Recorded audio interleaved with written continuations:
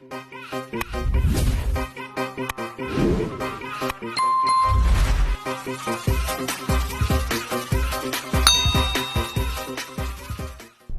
shout out mga kabisdak. So today I am heading to Twin Pines Mall. Actually La Puente Mall to guys. Matagal na siyang dead mall. Ito yung lugar kung saan na shoot yung Back to the Future. So kung familiar kayo sa Back to the Future guys, kung familiar kayo, check nyo, ito yung nasa background nila, yung mall, exact mall na kung saan pinalipad ni Marty McFly yung kanyang kotse para magbalik siya sa past. Alright, so bisitahin natin itong mall na to. Actually it's only 20% working, 20% na lang andito guys. So wala lang, bisitahin lang natin kung paano nakasurvive ang mall na to. Let's go.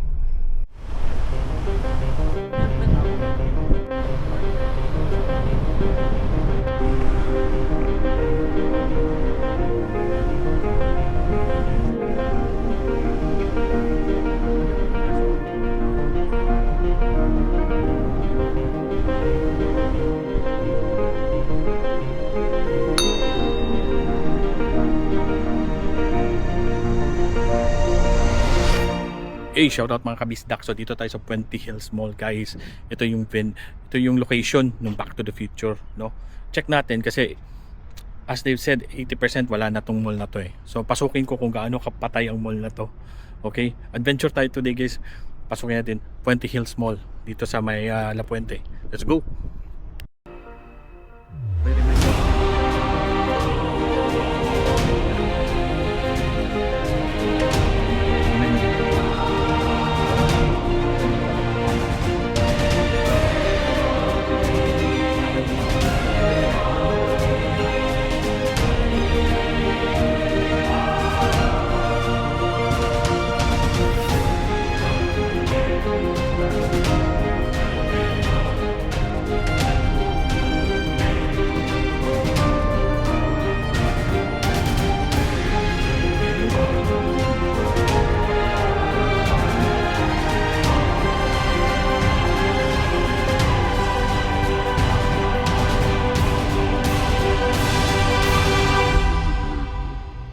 Guys, everything's almost closed, no?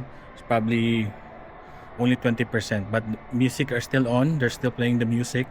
Nagpe-play pa rin sila ng music, pero wala na masyadong mga store dito.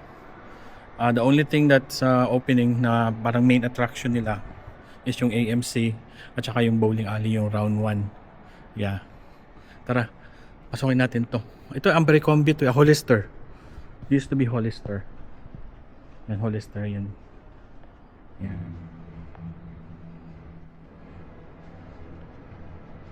Muppets, Nemo. So, alam niyo talaga gaano kaluma na to kasi Nemo pa, Finding Nemo pa.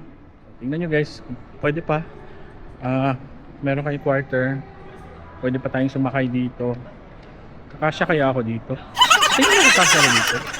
No? Tingnan niyo kakasya ako. Parang hindi. Di kaya. Ayaw ko mag-attempt. Tapos ito yung mga arcade cars nila guys. Twin Pines Mall. As you can remember, the famous sign sa Back to the Future when sa labas, it's like a make-up name, pero actually it's Puente Hills Mall. Ginawa lang nilang Twin Pines Mall during sa movie na yun. So ito yung sign guys. Actually, it's just a replica. Replica nila to.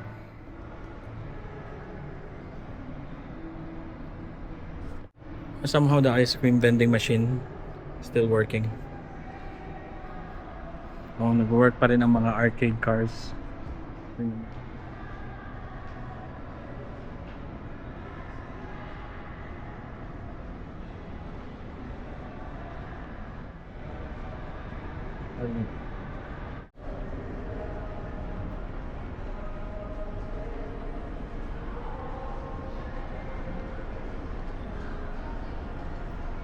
So meron pa ring Ross na bumubuhay sa kanila. Diyan pa rin yung Ross guys. I think bago lang to Ross dito. Itong Ross is parang pan siya mga store na parang mga signature, yung mga Basta magaganda yung mga paninda nila dito. Tapos Rose. Meron din parang mga Hello Kitty. Ito. So ito yung Hello Kitty nila.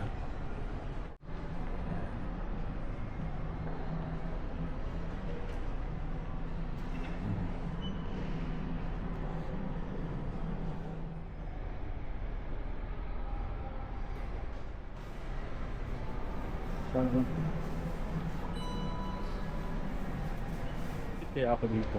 Hindi ko maintindihan yun eh. Yan, collector's outlet. Ayun, oh. Ooh, check that out.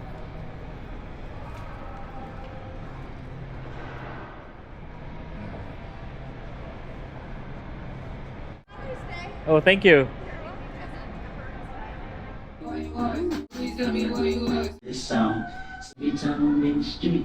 I'm here at the second floor, guys.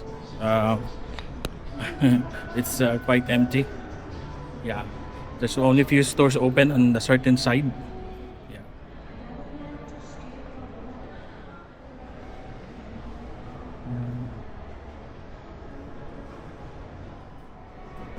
Kahit food court nila, wala na. Sarado lahat. Ang lungkot ng mall na to. Nakaka-depress. Parang hindi ako pwede dito. Basically, you can like you can play basketball or whatever here inside the food court. Yeah, literally. Grabe, tahimik.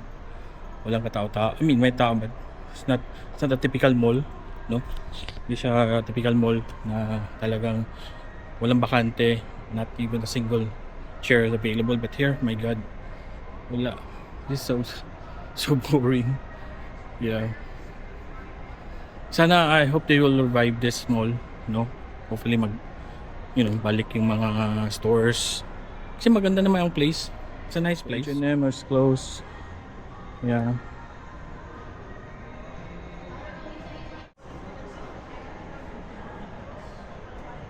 Ito guys, ikutin ko na lang the rest of the mall. Rest na open. So basically, not much. Yan yung mga store. Yan yung kung gaano ka crowded. Yan, gaano siya ka crowded. Pero meron pa naman stores oh. Mga street clothes. Ganda nito oh. I like this bag. It's nice. Cookies.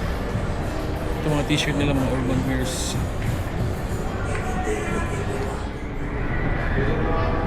So may mga shoes, bargain shoes.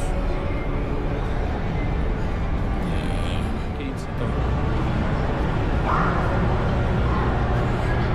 Dito pa pala yung buffet hotpot.